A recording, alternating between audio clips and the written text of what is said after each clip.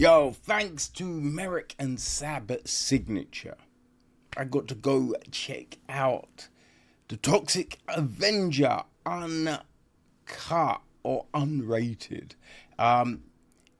Yeah, this was definitely an interesting one, right? It is, let's grab the information, written and directed by Macon Blair. The film is produced by Mary Parent, Lloyd Kaufman, Michael Hers, Alex Garcia.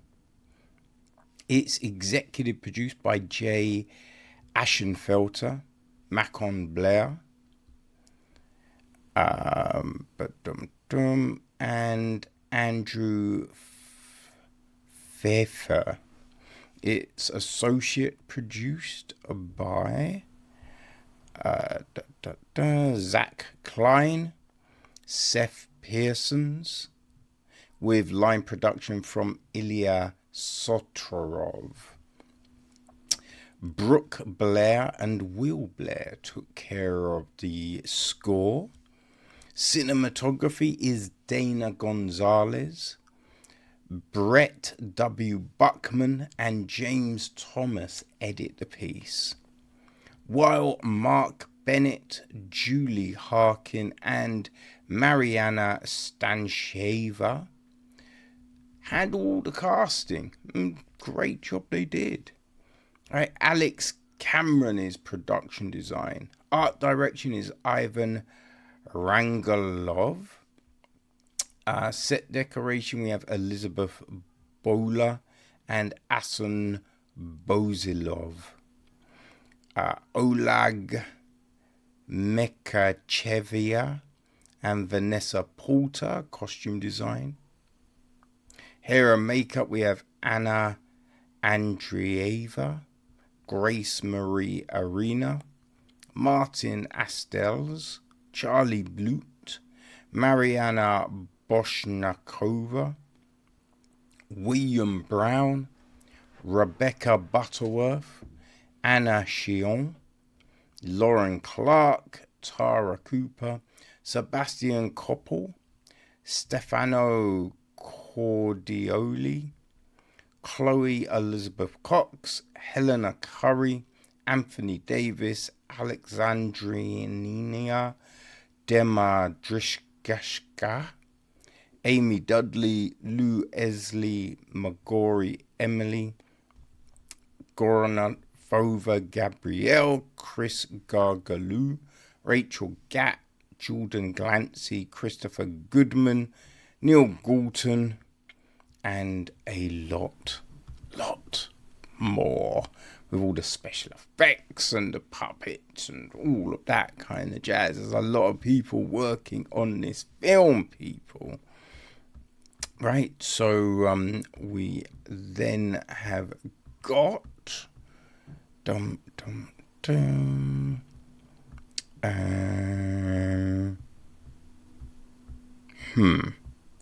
okay, I cannot find the stunt info, so let's just go straight to our cast.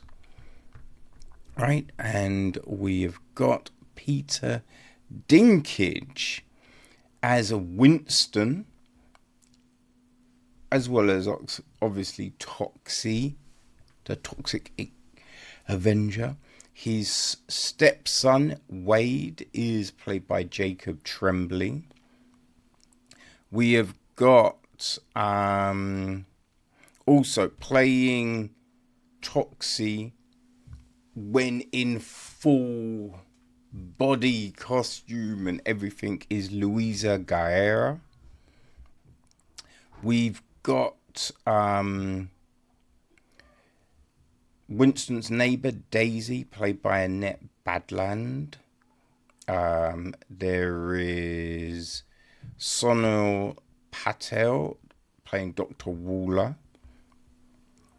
We have got Taylour Paige as JJ Dorothy. Okay, that's the wild card.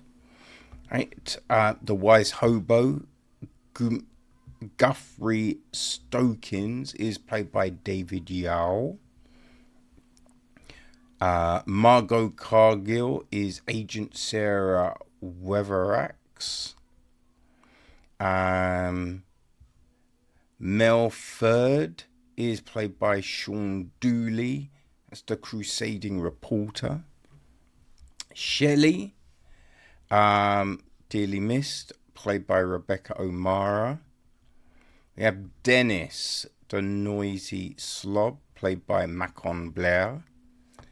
Lloyd Kaufman is Lloyd, the hospital grump. Kevin Bacon is Bob Garbringer, right, our villain. His associate is Kissy Sternevan, played by Julia Davis. His brother, right, Fitz Garbringer, is played by Elijah Wood.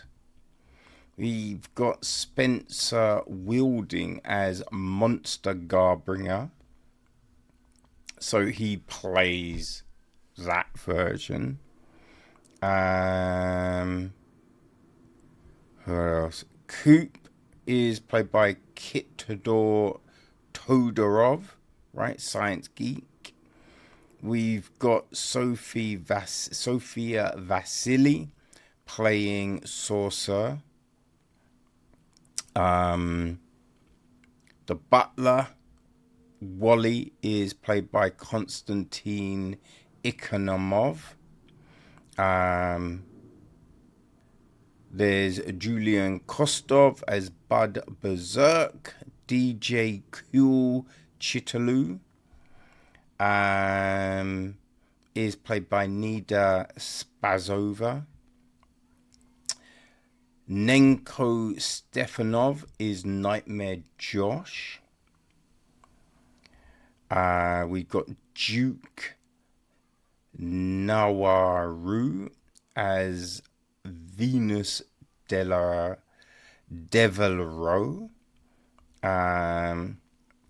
Dimitar Bozhilov is Zodiac 3000. Jonny Coyne is Fad Barkabus. Abraham Lewis is Spence. Ponytail is played by Ion Karamafilov. Kegstand is played by Lurt Dukal. Svestolov Dubrev is Incompetent Mob Doctor. Sarah Niles, yet again, Sarah Niles in something, right? She plays Mayor Togar. Cardinal Rooney is played by Valentin Ganaev.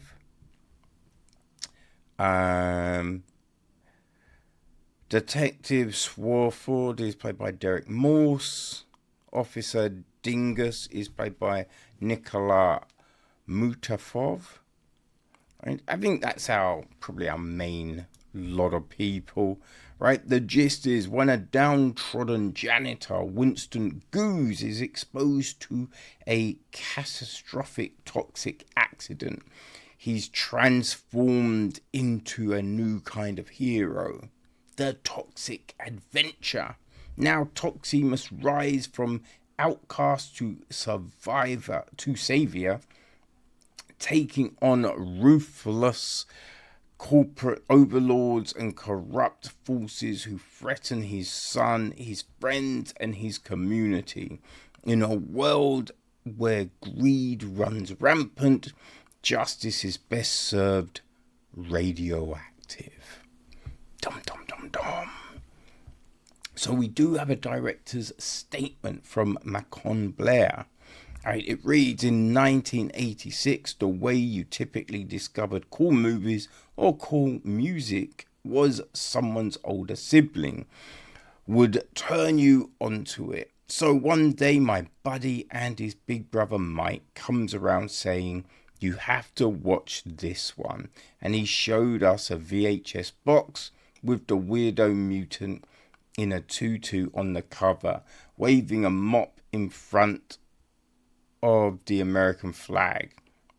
What in the fresh hell is this? We immediately popped it in, and what followed became seared into the formative layers of my brain in a way that endures today. It was not just the cartoonist hijinks or the lowbrow gross out shenanigans or even the disarming sweetness that made the Toxic Avenger so appealing to my 6th grade brain, though it was all those things. But the feeling that this movie was literally homemade, a thing that a group of friends could make in their own backyard with a video camera and some Cairo syrup blood. We hadn't been exposed to that before, and that's more or less what we did. To have the opportunity to recreate, reimagine, retox this movie was a bazillion years later with a group of such dynamite collaborators is both deeply surreal and incredibly fun. We've tried to out our own mop print on Toxie while holding true to the spirit of this character that's meant so much to trauma fans for so long. The goal was a silly, sloppy, bloody, knuckle-headed and heartwarming romp for the whole family, and we sincerely hope you dig it.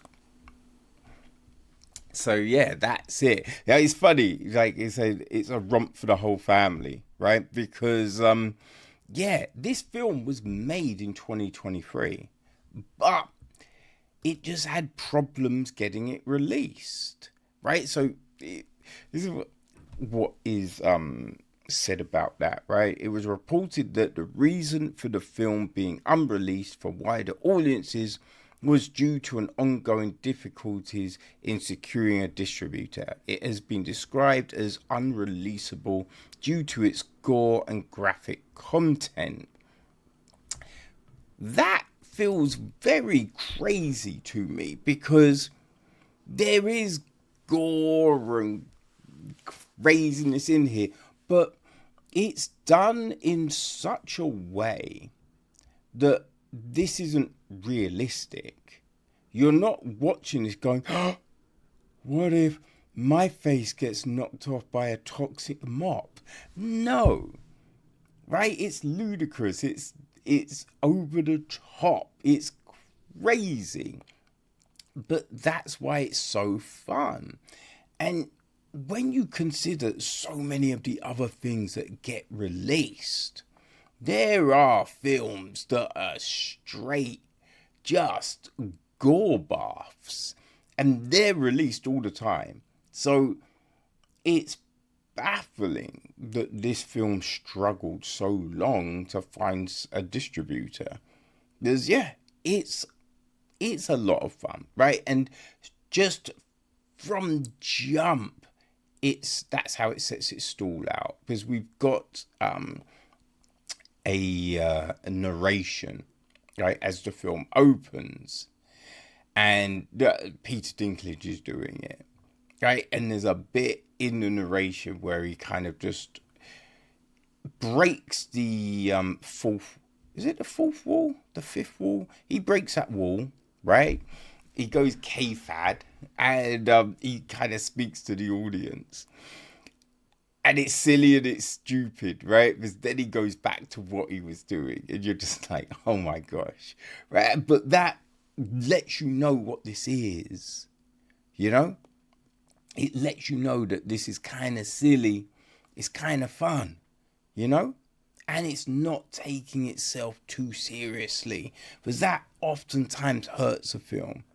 Right? Like, when they remade Total Recall. Now, I will say I haven't watched the new one, but just from the clips I've seen and the trailer and all of that, it feels like they're trying to make this serious thriller, where the original is just this dumb, campy action adventure, right?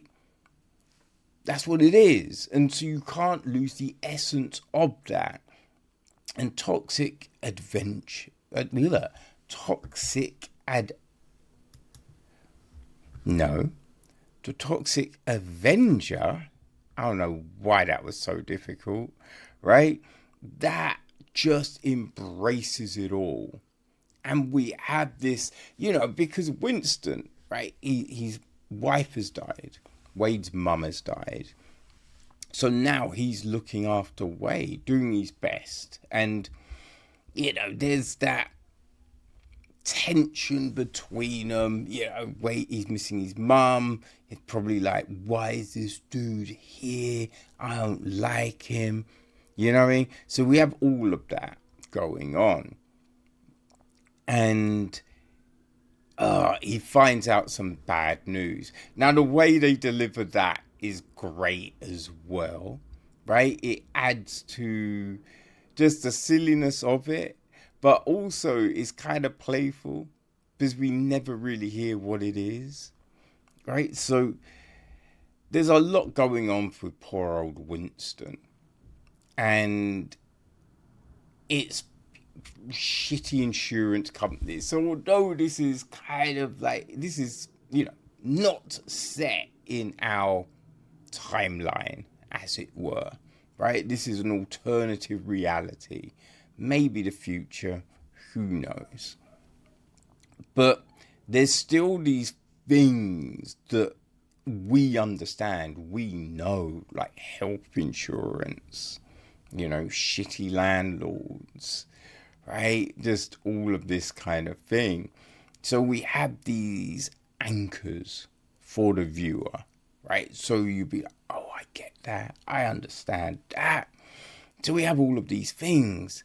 But yeah, it's this kind of story that I feel at its core is relationships, right? Because you've got Winston and Wade.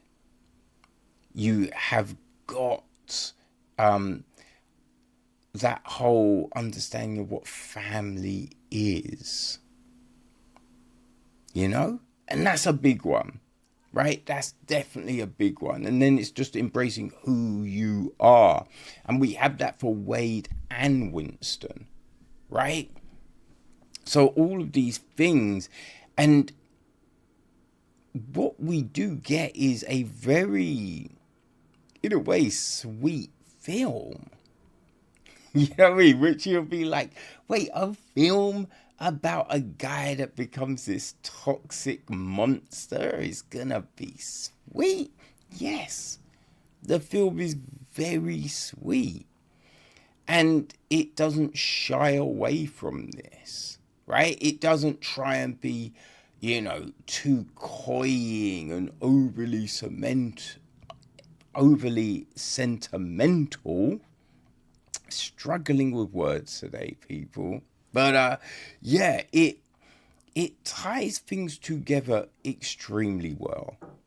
I think they do get a really good balance of stuff here, right? Of emotions, the journey that the viewer is on. Right? We do get a throwback,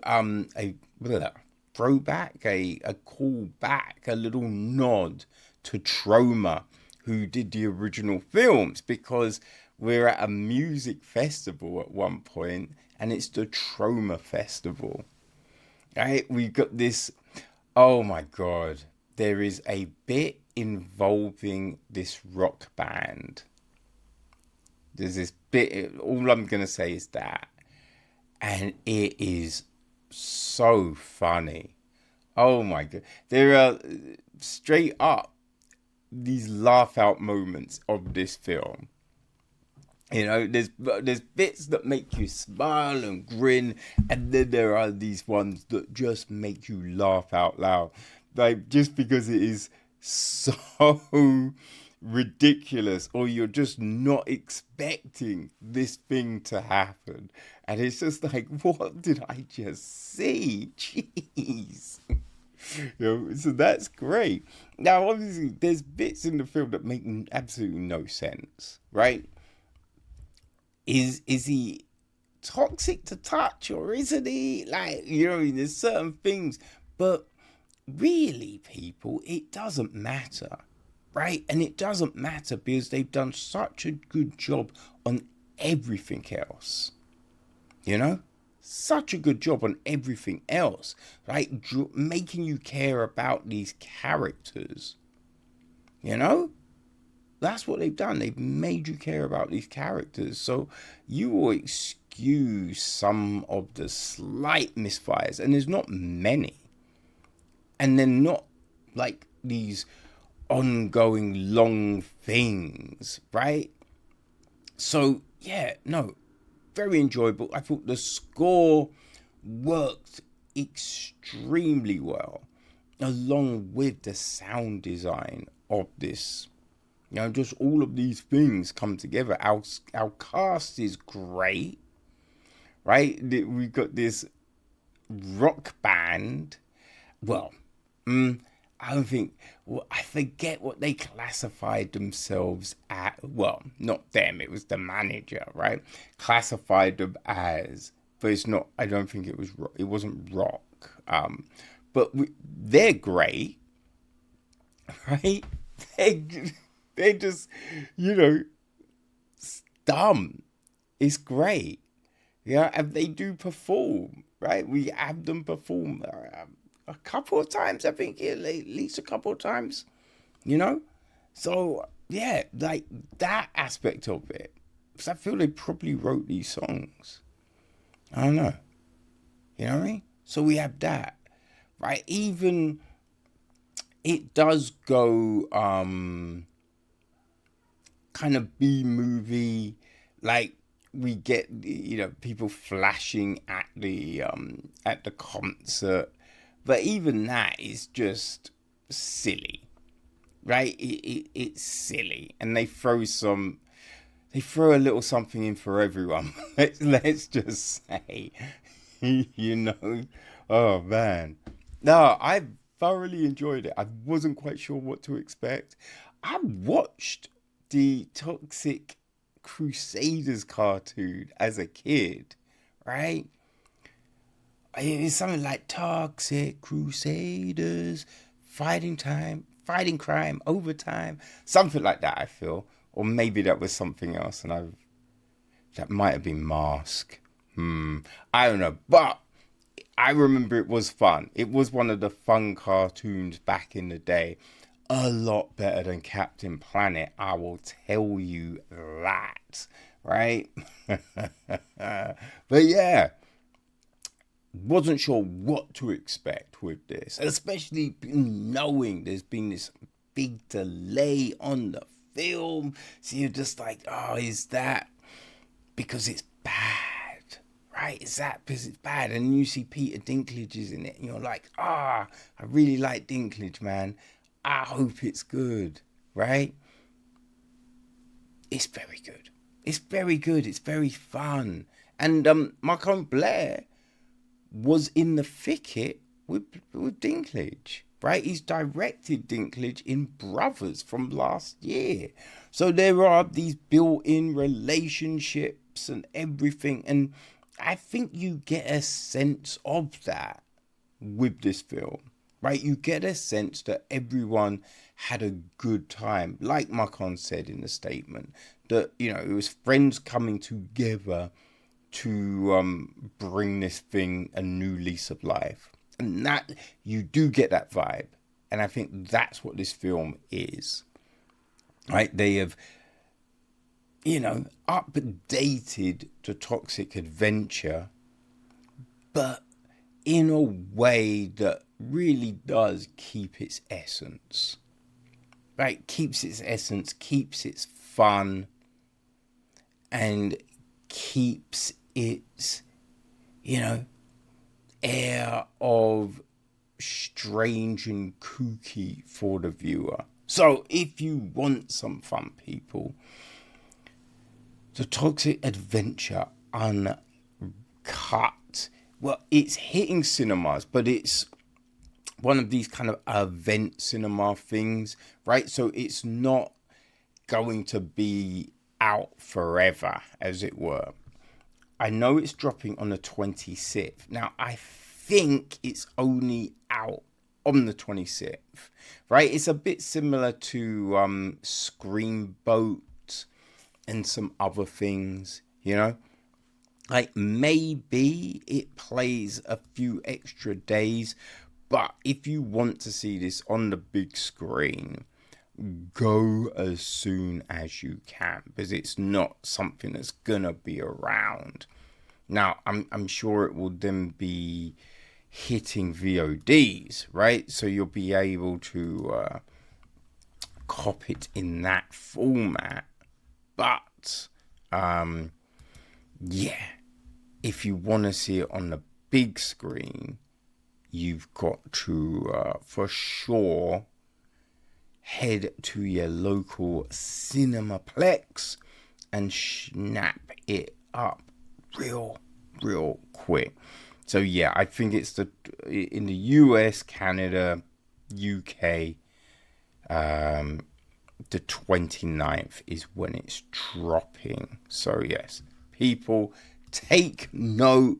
And if you want some fun, right, if you want some nostalgia, right, you want some crazy, you will not go wrong with the Toxic Adventure Uncut.